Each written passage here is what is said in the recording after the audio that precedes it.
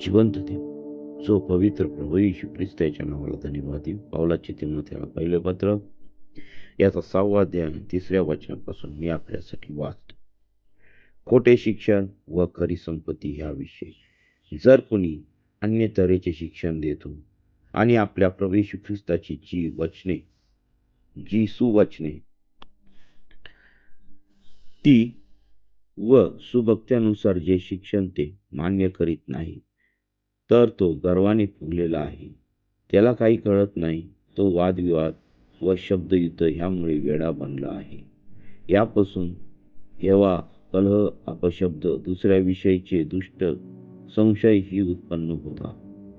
मन बिघडलेल्या व सत्यास मुकलेल्या भक्ती हे कमाईचे साधन आहे, अशी कल्पना करणाऱ्या माणसांची एकसारखे भांडणे होतात. चित्त समाधानासह भक्ती हा तर मोठाच लाभ आहे. आपण जगात काही आणले नाही. आपल्याला त्यातून काही नेता येत नाही. आपल्याला अन्न वस्त्र असल्यास तेवढ्यात तृप्त असावे.